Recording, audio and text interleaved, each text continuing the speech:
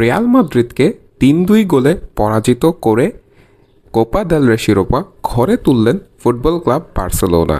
এটি তাদের ৩২তম শিরোপা।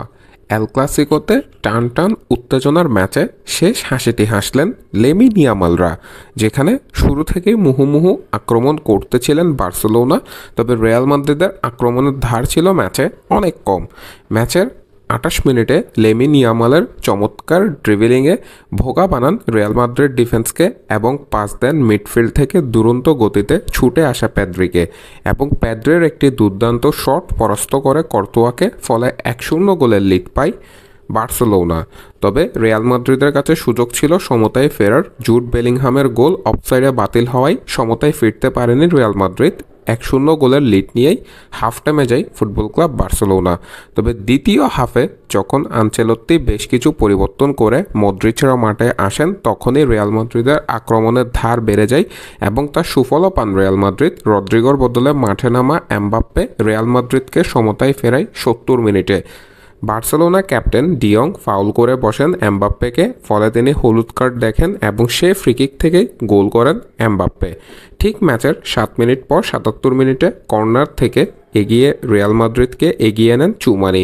কর্নার থেকে চমৎকার একটি গোলে বার্সা কিপারকে পরাস্ত করেন চুমানি, ফলে ২-১ গোলের লিড পায় রিয়াল মাদ্রিদ।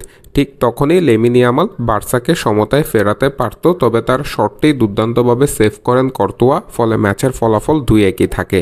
কিন্তু তারপরেই কর্তোয়াকে পরাস্ত করেন ফেরান তরেসের চমৎকার একটি গোলে ম্যাচে ২-২ গোলে সমতা ফেরে। ফলে ৯০ মিনিট শেষে ম্যাচ চলে যায় অতিরিক্ত সময়ে মদ্রিজের একটি ভুলে বল পেয়ে যায় জুলুস কুন্দে, এবং ম্যাচের একেবারে শেষ মুহূর্তে জুলুস কুন্দে সে বলটি জালে জড়াতে কোনো ভুল করেননি।